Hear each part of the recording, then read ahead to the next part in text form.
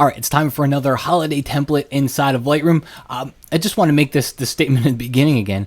I'm showing you this stuff, and then we're going to use the print module for this template. I'm showing you this stuff for the holidays, but my goal is you keep this stuff in mind all year long. It doesn't have to be a holiday-related graphic that you do this with, okay? So here's the deal. We're going to take an image into Photoshop, all right? This is one that I downloaded off of Fotolia.com, so you can see right here. Go to iStockPhoto.com, do a search for holiday card, go to Fotolia, Christmas card, or whatever it is. You'll find a ton of options. I actually, because most of what we're going to do, you're going to see the edges over here are rounded. Most of what we're going to be able to use in Lightroom is going to require square edges.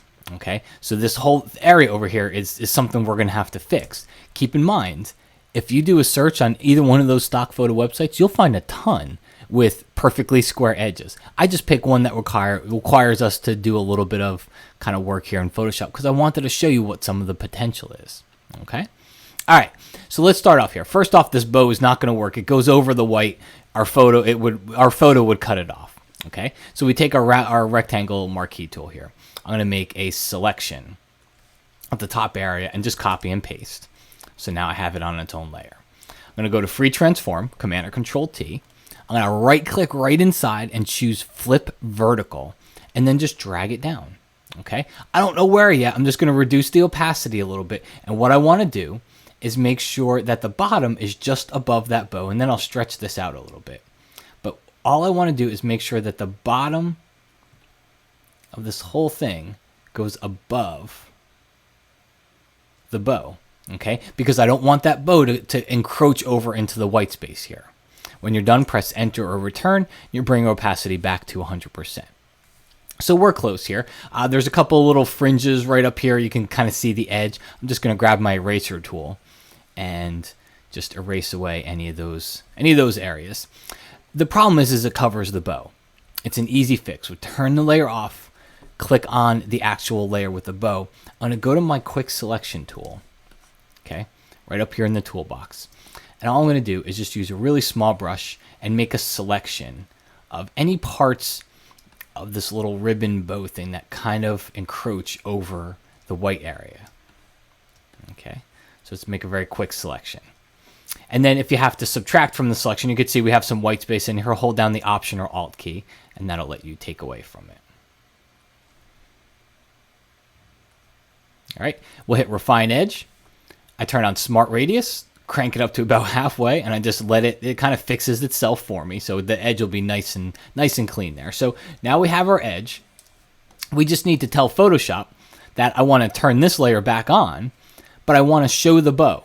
All right, I want to show the rest of that bow that's over there because right now it's hidden. We do it with the layer mask. The only trick we have to use here is because basically, if you think about it, right now it's on the layer below. If I just add a layer mask, it doesn't do what we want.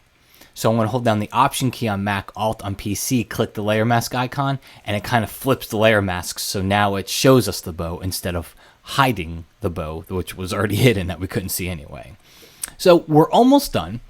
One last little thing to do here is we just need to make our rounded edges square. So I'm going to use the rectangular marquee tool, and I'm just going to make a rectangle, add a new layer, go to Edit Fill, and fill it with white.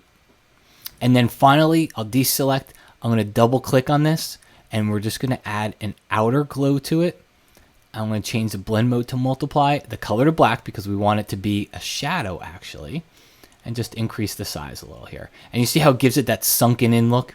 It's just going to add a little bit of depth, a little bit of a shadow onto this area so that, let's take a look at the before and after, and you can see.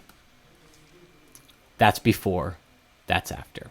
So it kind of just makes it look like it has some depth to it. So now we have a perfect place to put our photo. We have a nice rectangular frame for it. So let's go to File, Save. All right, we're going to save this as a JPEG because we're going to bring it into Lightroom. Let's call it Holiday Template here. We're going to bring it into Lightroom, and Lightroom's just going to think that it's a photo because it's a JPEG. Because it'll think it's a photo, all right, and I'm just going to click, I'm going to drag it over my Lightroom icon. It's cut off screen, but it's just going to go to the import dialog. Bring it in. Because it's going to think that it's a photo, we'll be able to go to the print module and we'll be able to put this inside of here. So let me go back to my folder here that's got everything in it.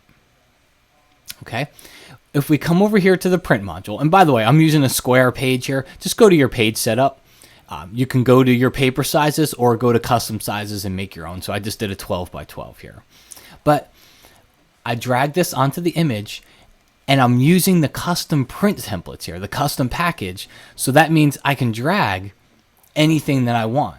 Okay, I can put anything on here. I can resize it. I can put it wherever I want on the page. I can kind of move it around and it's going to let me, just basically change it any way I want. And then I'll take a photo and I can drag a photo here. We'll tweak it a little bit. Take the photo, drag the photo on.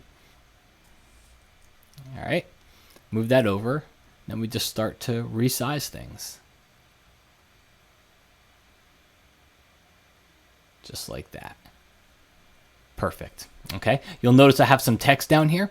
The way I got the text is I went to my identity plate, right click, just choose edit, and I just typed in happy holidays. I turned on override color and I get white. I can get whatever color I want really, but I can put some text right on there. So you can do a lot of customization, but the really cool part about this, there's actually two cool parts. If you're thinking, all right, it's late in the year, it's too late for me to get my holiday cards out. The other part is you can email these things. I see a lot of people email their holiday cards. Just go to the print job panel and change it to JPEG. All right, and just click print to file. It'll print it out as a JPEG. It's not going to print it. It's going to save it as a JPEG. So then you can put it onto a website. You can put it into an email to somebody, and it's just another nice way to do a holiday card.